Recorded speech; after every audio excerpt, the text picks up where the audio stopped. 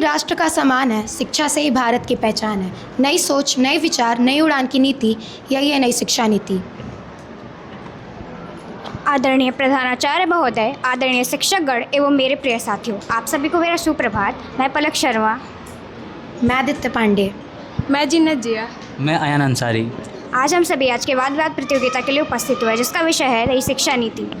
हम इसके पक्ष में बोलने जा रहे हैं। पक्ष आप लोग का बोलिए, इंट्रोडक्शन बोलो सर, बोलिए। जैसा कि हम सभी जानते हैं, शिक्षा किसी भी राष्ट्र के प्रगति का एक मजबूत आधार होता है। इसी को देखते हुए भारत सरकार ने नई शिक्षा नीति को लागू की है, जिसका उद्देश्य ये है कि बच्चों को आधुनिक, व्यवहारिक और विद्यार्थी केंद्रित बनाने में एक महत्वपूर्ण कदम है। इसीलिए मैं पूरे विश्वास के साथ इस नीति का समर्थन करता हूँ। केवल कागज़ पर लिख देने से कोई नीति अच्छी या बुरी नहीं हो जाती। आपको अगर एक बात बता दूं, इतिहास गवाह है कि जो चीज़ें ज़मीनी स्तर पर काम करती हैं उन्हीं का विकास होता है।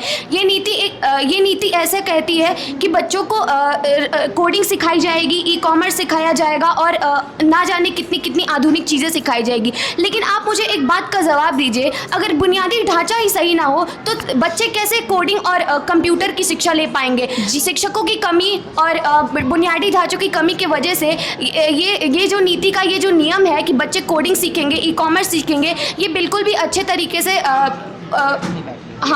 बैठ नहीं पा रहा है। जी, मैं आपके बात से बिल्कुल सहमत हूँ, परंतु हर बदलाव की अपनी एक रफ्तार होती है। मजबूत नींव पर इमारत तैयार होती है। मजबूत नींव पर इमारत तैयार होती है। एनईपी का यही उद्देश्य है। जैसा कि आप जानते हैं कि अपना देश बहुत बड़ा है, तो थोड़ा समय तो लगेगा ही। देखिए, आपने कहा कि हमारा देश बहुत बड़ा है, इसमें थोड़ा समय तो लगेगा ही, पर ये समय का जो दौर है वो बढ़ता ही जा रहा है। पहले एनईपी ने कहा कि ये 2030 तक अपने नियम को पूरी तरह से लागू कर लेगा, पर अब वो समय को बढ़ाकर 2036 पर ले गया है। आगे कौन जाने ये और कितना बढ़ाएगा, और ये आगे बढ़ाने की जगह हमारे स्कूलों की संख्या घटाते जा रहा है। पहले जो हमारे भारत में निजी स्कूल 11 लाख कुछ थी, अभी वो घटकर 90,000 स्कूलों में घटोतरी आ गई है। नहीं, जो आप ये मुद्दा बता रहे हैं कि 11 लाख स्कूल थे, वो गलत आप बता रहे हैं। 10 ही लाख स्कूल थे और उसमें 12 लाख करोड़ बच्चे पढ़ते थे। आपने ये पूरा जो बताया है संख्या पूरी गलत है। देखिए, मेरा प्रश्न आपसे ये है कि ये बताइए 9,000 स्कूलों में घटोतरी क्यों आई है? इसका मुख्य कारण ये भी है कि वहाँ पे संसाधनों की कमी है बहुत ज़्यादा।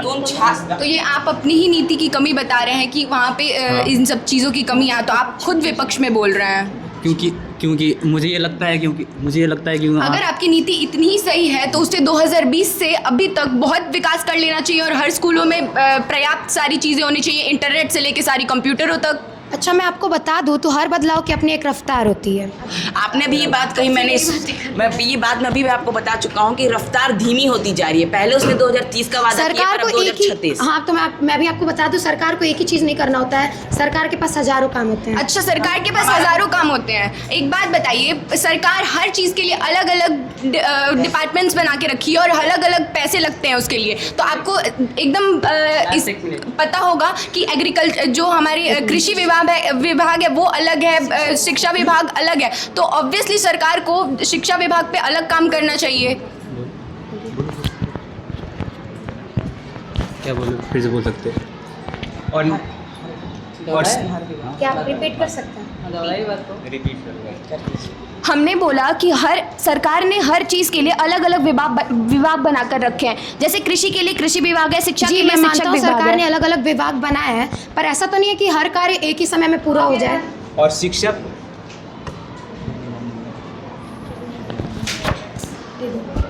नई शिक्षा नीति लागू हो गया, अभी तक सुचारू रूप से क्या इसका संचालन हो रहा है?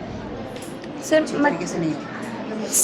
जो नई शिक्षा नीति है वो 29 जुलाई को लागू की गई थी 2020 में, और जब ये लागू की गई थी तो एक निर्धारित समय तय किया गया था 2030 तक कि इस नीति के तहत 2030 तक सारे स्कूलों और संसाधनों में। क्या आपको लगता है कि 30 तक हो जाएगा? सर, जैसे नई शिक्षा नीति की बढ़ोतरी हो रही है, जैसे अगर मैं आपको आंकड़े बता दूं तो भारत में 11 लाख सरकारी स्कूल हैं, जिनमें से केवल मतलब कुल 10 लाख स्कूलों से अधिक स्कूलों में इंटरनेट और कंप्यूटर की सुविधा आ गई है। तो धीरे धीरे ये नीति बढ़ोतरी तो कर रही है, इसमें कोई